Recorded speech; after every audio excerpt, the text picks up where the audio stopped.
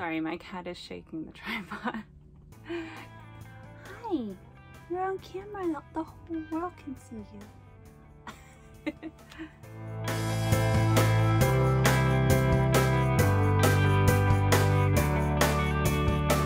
Hey friends, welcome back to Regular Secular Mama. If you're new here, my name is Cassie and I'm a 6th-year homeschooling mom to 2 kiddos who are currently ages 9 and 12 years old. This video is part of the Homeschool Show Tell playlist collaboration series hosted by Abby from Rooted in Rest and Jessica from the Waldock Way. You can find a link to that playlist down in my description below, so after you're done watching this video, be sure to go down, click that link, and check out all the other homeschool channels that have joined in.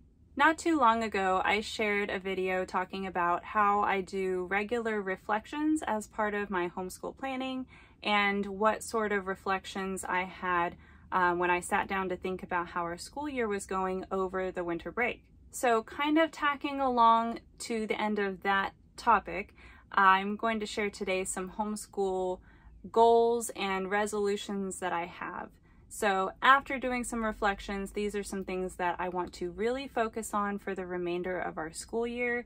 And I also asked the kids if they had any opinions. I wanted to get their input, and I really wanted them to have some ownership over their education and come up with some resolutions of their own. Now, let me preface this video by saying I don't usually do big New Year's resolutions. I don't wait until January 1st to start making some big changes that need to happen.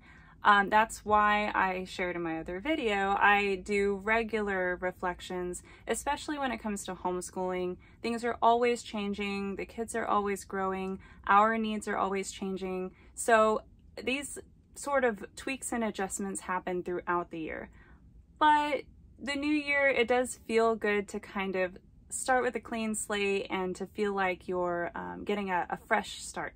Anyway, so here are just a few specific things that I want to focus on as of right now. Number one, I mentioned in my winter reflection video that I was having a hard time focusing, and social media is a huge distraction for me, and it has definitely become a problem during our school hours. So definitely, at least during that time of day, I'm making sure that my phone is put away in its home.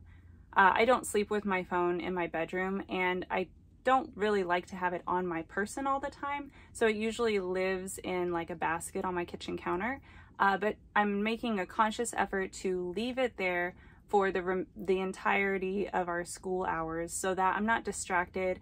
I'm not tempted to get on there and maybe, I don't know, do a little task that winds up being a bigger task and taking a long time away from my kids and their learning. The second thing I want to focus on for this part of the school year is my daughter's science. I mentioned that, okay, so we're doing biology level 2 from Pandia Press, and I mentioned in my reflections video that it's become kind of a big chore. Okay, so it's become this thing that she dreads doing. It seems to take a lot of time out of our day, and it's not something that she's really heavily invested in. So I wanted to kind of scale back on that a little bit, both in the amount of work that I'm assigning from that curriculum and the amount of my expectations, I guess I should say. So for one, I am not requiring microscope labs anymore. It kind of bums me out because I like looking through the microscope and I bought a microscope, but it takes the most time, I think, and I'm not sure she really is that interested in it. So we do the labs, we do the activities, but I'm not requiring her to pull out the microscope and do that part of the lab for the lesson. I'm also kind of scaling back my expectations on some of the written work, like the research assignment that happens every week. I'm okay with, you know, some shorter, briefer answers on those, just because I don't want it to be a huge, overwhelming thing when we're going to come back to biology later. The third thing that I'm really focusing on is time management. And I'm pretty sure that is on everyone's list. That is not a novel thing. It's not a new thing for any homeschoolers out there, but it is something that is a constant struggle and something we're always working on.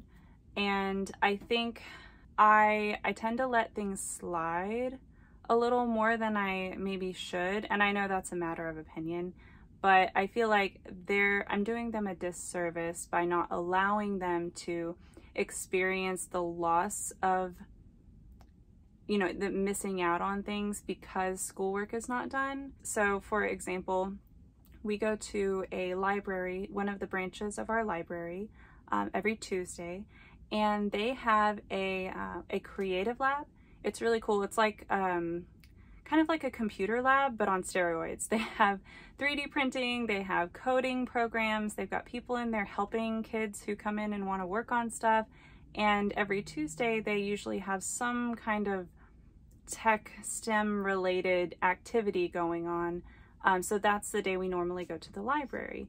And the deal is, if they're caught up on schoolwork, if they're not behind on anything, if they've done a good job keeping up with their stuff, they get to join in on whatever's going on in the creative lab at the library. And if they haven't finished their stuff, they need to bring it with them and work on it at the library if they want to join in.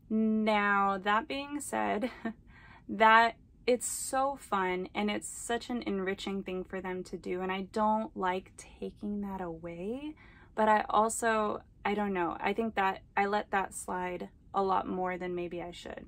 So I'm trying to get better about saying, okay, you know, this is how much work we have to do. This is how much time we have to do it in. I'm devoting my entire morning to working with you guys at whatever you need to do with me. We can do it, and this is the time to do it in. And unless something comes up like a doctor appointment or something, there's really no reason why they can't get their stuff done by then. So anyway, I'm trying to do better about not letting that slide so much, because it is expected that they take their stuff seriously and they work on what they need to work on. Not to get too carried away with all these different things I'm trying to change and do better, I tried to just stick to a few adjustments to make for this time of year. So the fourth thing that I wanted to focus on during the rest of our school year is what I like to call professional development. And all that is just me including some nonfiction homeschooling related books with, you know, all the other reading that I do. So my goal for pretty much the rest of 2023 was to include one nonfiction education related book in my reading every month. I read quite a lot of books every year. I'm not going to put any numbers to it, but I read a lot both with the kids and on my own. So in my own personal reading, I wanted to make sure to include more nonfiction, more education related books. There are a couple that I come back to pretty much every year, and I'll include a link up here to my favorite homeschool related books, but I wanted to kind of branch out and include some books that I haven't already read before, or that maybe weren't already on my radar. When I was planning out what I wanted to talk about in this video, I thought it might be fun to include my kids in this video and have them come in and share some of their homeschool resolutions for the rest of the school year.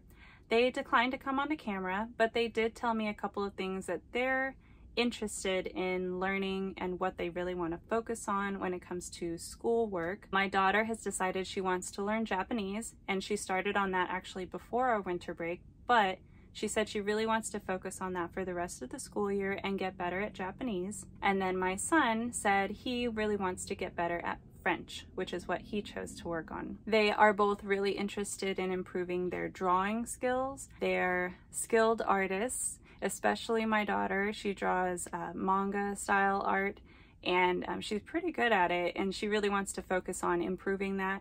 And then my son also does a lot of what she does and wants to improve his drawing as well. My son, my 9-year-old, also surprised me by saying that he really wants to improve his writing skills, specifically his spelling skills. And he's mentioned this to me before, how he doesn't like misspelling things, or he wants to improve his spelling. So I'm glad that he brought that up and that he wants to really focus on that in the new year. If you're wanting to make some changes in your homeschool, if you feel like you're a little bit lost and you want to kind of zero in on some specific things that you want to improve on, you can start by doing some reflecting, sitting down and thinking back on what's going well and what's not, If you want some guidance on that, I shared about how I do my homeschool reflections in this video up here. And don't forget to check out this playlist up here that has the rest of those collaboration videos. Thank you so much for watching. I'll see you next time. Bye!